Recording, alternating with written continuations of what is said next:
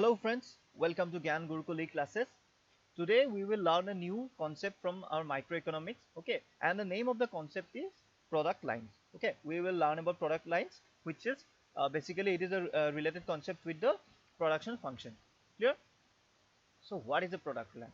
Okay, a product line shows the movement from one isoquant to another as we change both the factors of production or only a single factor, right? So suppose a producer produces a product with two factors of production, and what are they? They are labor and capital, right? The producer produces with labor and capital, right? Now if the producer you know if the producer changes both labor and capital, okay, if it changes both labor and capital, or it changes only one, okay, only either say labor or say keeping the labor constant, it changes capital, okay, the producer can do two things. He can change both the two factors of production, that is labor and capital, or what he can do, he can keep one factor constant and change the other factor, right?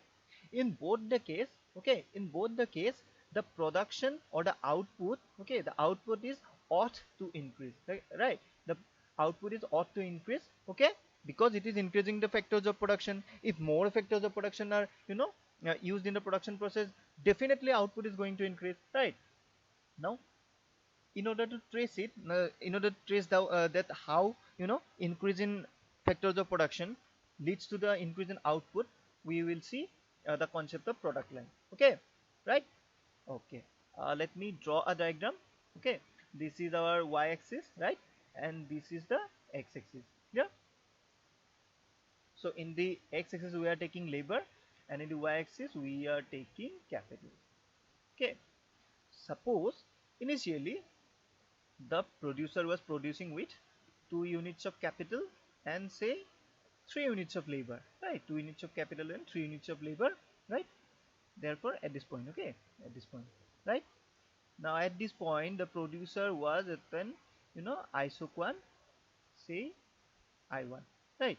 It is I1. Here the producer was producing at this point, okay, at this point, say point A, with 2 units of capital and 3 units of labor, and point A represents which isoquant? It represents a isoquant I1. Clear? It represents a isoquant I1. Okay. Now suppose the producer now increase the amount of both the two factors of production, right? Suppose it increases the amount of capital by say 2 units, okay, say it increased to 4 units, right? And the amount of labor is also increased, okay, to 6 units, right? From 3 it increased to 6 units. Clear? Now we reach a new point, okay, we reach a new point, say this point, okay, right? Now at this point the producer would face a new isoquant, okay, it would face a new isoquant, say I2, right? Let me name this point as point B. Okay, see, initially when the producer is producing at point A with 2 units of capital and 3 units of labor, it was at the isoquant I1, right? Now when he increased the amount of capital from 2 to 4, okay, when he increased the amount of capital from 2 to 4 and labor from 3 to 6, okay, what did it do? It also increased the amount of output produced, okay, it also increased the amount of output produced, and now the producer is producing at point B in a higher isoquant I2, right? Higher isoquant I2, as I2 is I2 is greater than I1, it definitely means that now, okay, at point B the output produced is definitely greater than A, okay.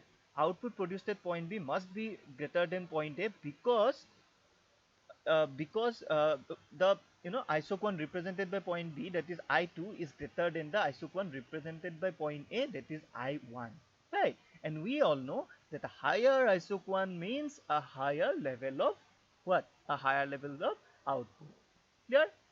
So in this way, for different combinations of labor and capital, okay, for different combinations of the factors of production, we can get different level of output represented by different isoquants, right? Suppose if we further increase the labor and capital, then we may suppose get a new isoquant, okay, new isoquant, say I3, right?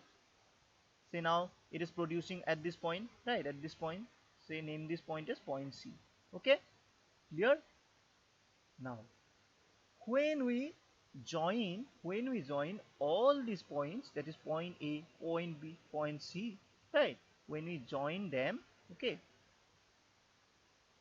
we got a curve, right? We get a curve here.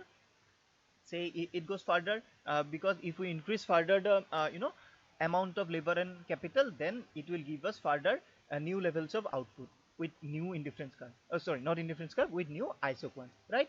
So it would go further, right? Now this curve, which is basically the locus of different points of what? Different points of labor and capital that represents different levels of output. Okay, that represents different levels of output.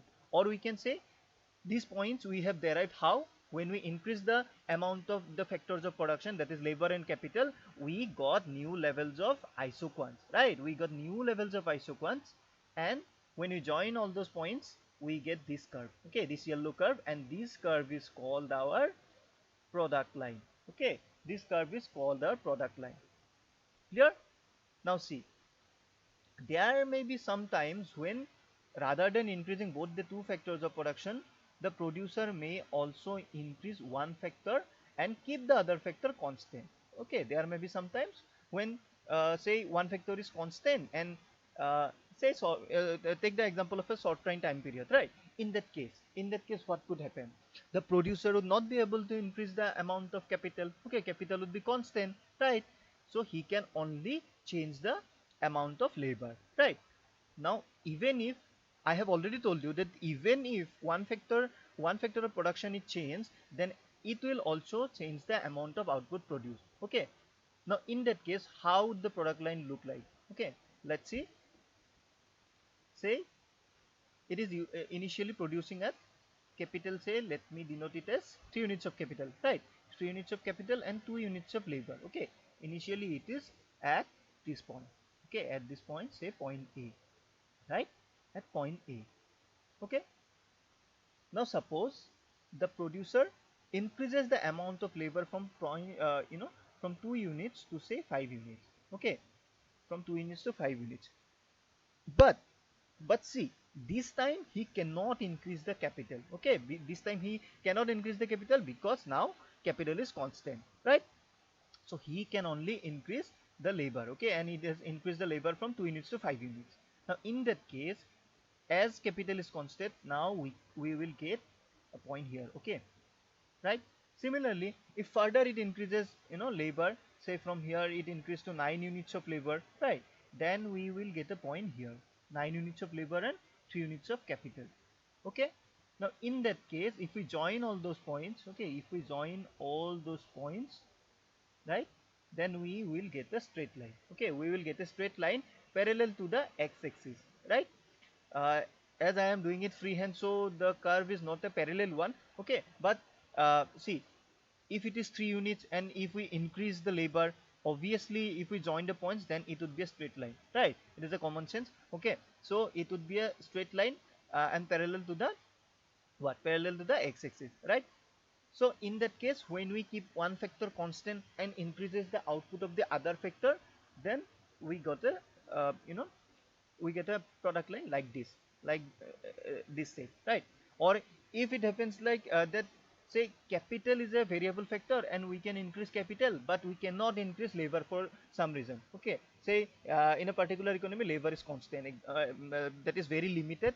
Okay, and all the labors have already used, so suppose labor you cannot further increase.